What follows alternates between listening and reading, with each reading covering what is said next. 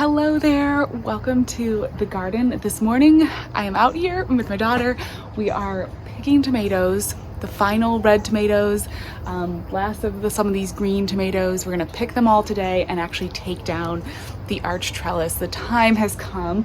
I could maybe let it go a little bit longer, but it's starting to get a lot of disease. I'll show you what it's looking like. Back in there you can kind of see we're starting to get disease on the tomatoes. There's a few green fruit, but it's definitely slowed down. There's a lot less green fruit out here on the tomato vines, and the fruit that is on here is kind of ripening. So we're just gonna pick all the fruit that's ripe. There's a lot of good red tomatoes on here. We're gonna pick some of the green tomatoes because we'll try to ripen them on the counter. All right, I'll come help you in a second. And then we're gonna start taking down the arch trellis. I have loved this. This has been absolutely a highlight of the garden. I repeated doing tomatoes on the trellis from last year. I will definitely do it again. I think it's such an easy way to harvest the tomatoes and grow them. And the vines, as you can see, are just huge. It is 15 feet from the base of the arch up and over and back down to the other side, and the tomatoes have completely covered it. They have been wild. We've been harvesting the Berry's Crazy Cherry, which here are a few green ones, and the Juliets, and the spoon tomatoes.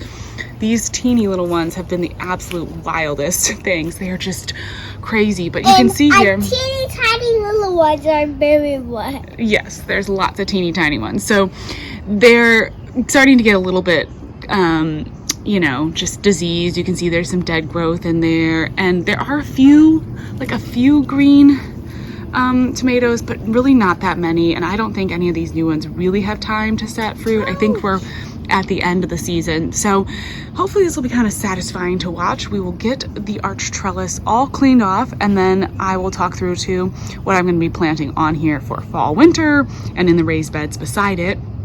We're also going to hopefully see if the arch trellis is actually broken. I don't think it broke, but it is leaning. You can see it leaning against the side of the raised bed. So hopefully it's still okay.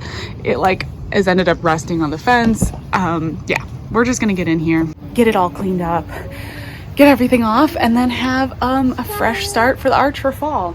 So that'll be kind of fun. It's hard to pull out plants like this, especially when they look this great, but it's also kind of rewarding. So I'm just gonna set up the camera and let's do this. Oh, here's another more. When it's this overgrown, I almost don't know where to start. Here, you can take the tomatoes off of this. I almost don't know where to start with pulling this down because it's just so many vines. So I'm just taking it off in sections. There's also cucamelons in here, so it's kind of crazy. It's a green one.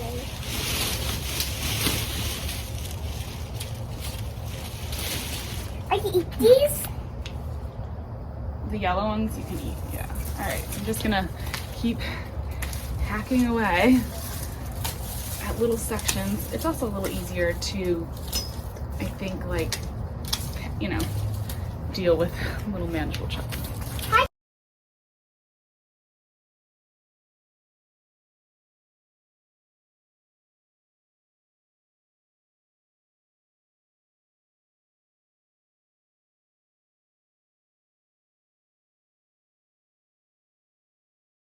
Some of these clusters I couldn't even get in to harvest, so there's a few good tomatoes on some of these. I want to have that. Okay, let me get the yucky ones off. All right, there you go. My daughter's being very helpful pulling off all of the good tomatoes from the different clusters. So I think we're actually gonna get a pretty good harvest, final harvest on this, which is good. And I'm just taking it slow, trying not to make too big a mess while I slowly remove all of these tomatoes. This was the area where I maybe should have trimmed this arch a little bit.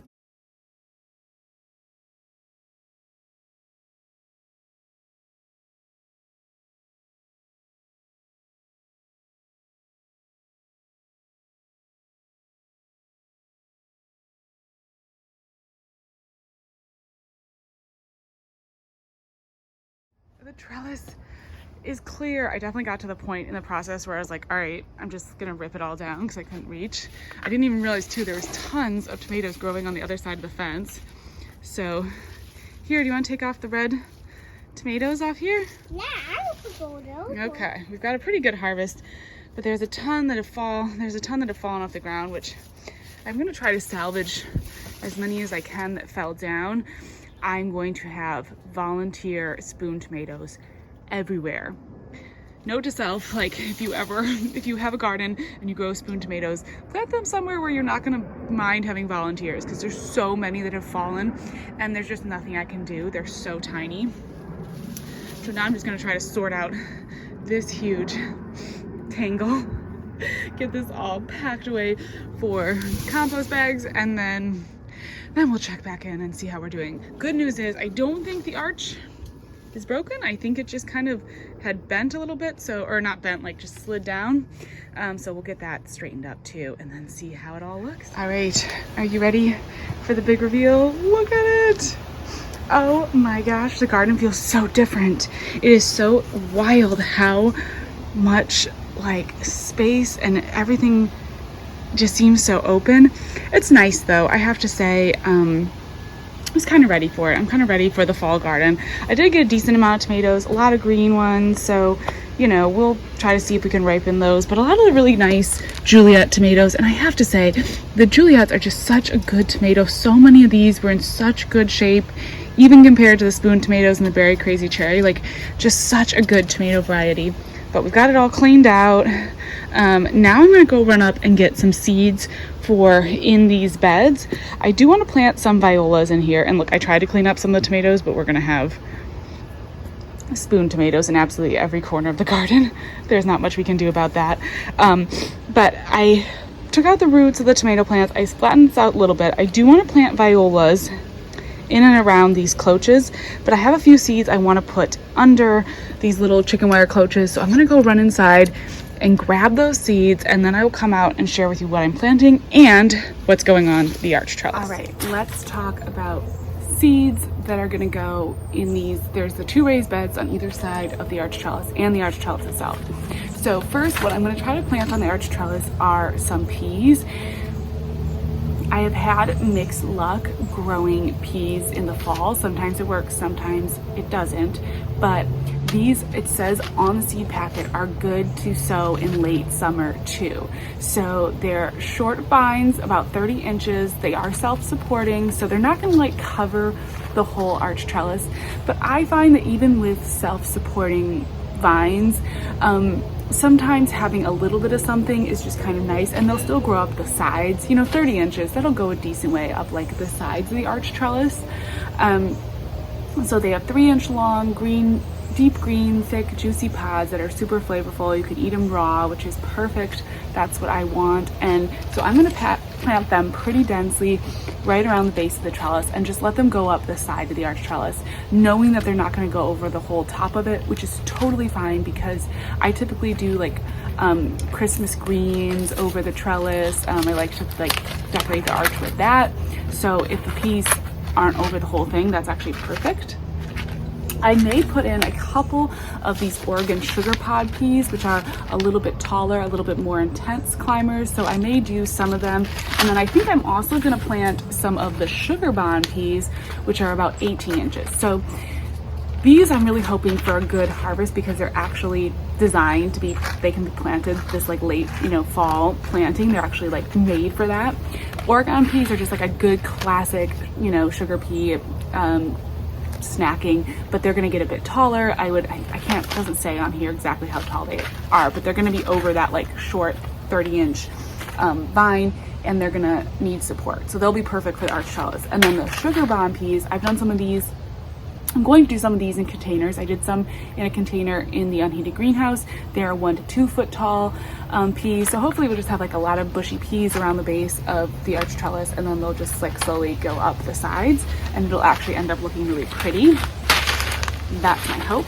And then under the cloches, I'm gonna do some more. I've talked about this bronze mignonette lettuce, which is supposed to be very, very cold hardy. It's like a Siberian Russian lettuce, so I figure they probably know how to deal with cold temperatures.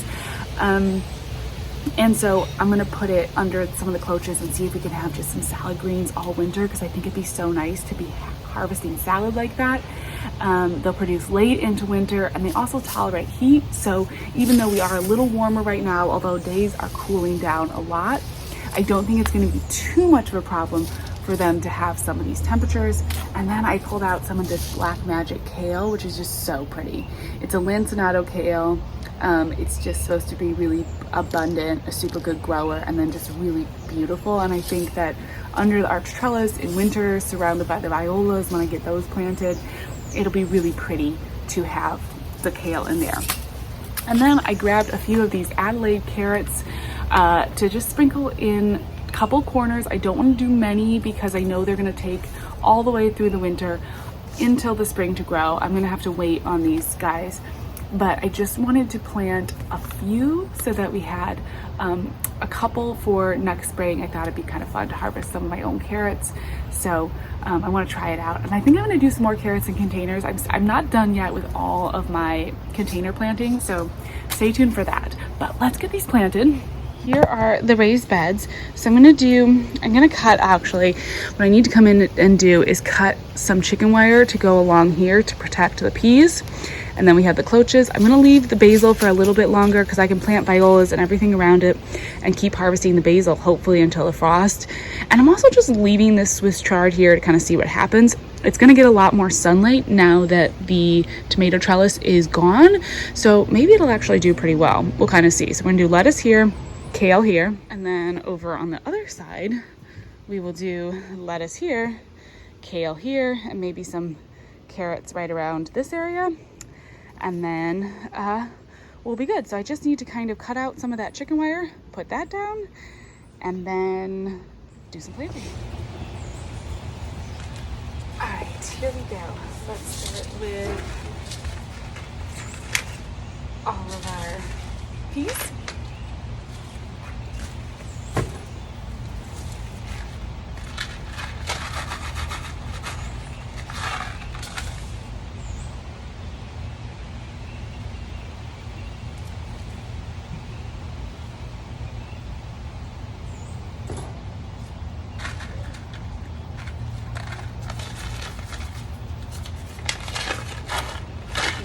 Of the Oregon peas. I'm kind of going to do these in clumps so that they kind of grow together, and I'm sowing pretty thickly because I want like a really full patch of peas.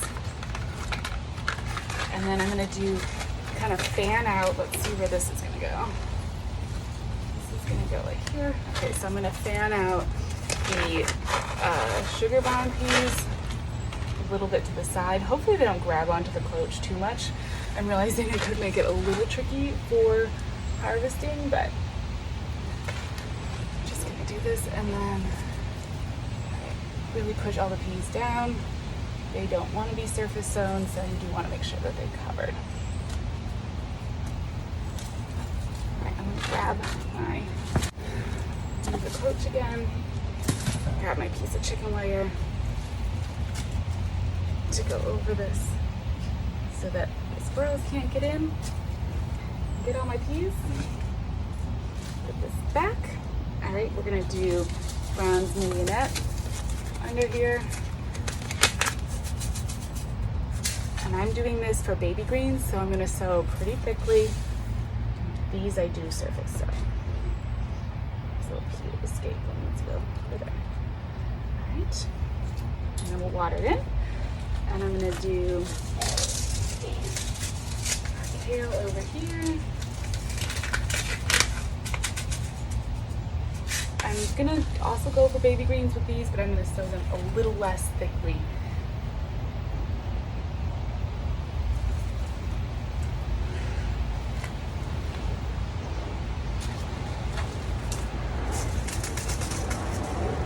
And we're gonna put just a couple carrot seeds. I always sow carrots too thickly, and I don't want to do that. So I'm just going to sow just a few over in this corner so we can get a couple carrots maybe. I'm not quite sure if those carrots are going to work out too well, but we'll give it a shot. and I am just gonna repeat the other thing over on the other side, the same varieties, the same plants under the coaches. And there we are. A whole different look in the garden from where we started this morning. As always, thank you so much for watching, and I will talk to you again soon.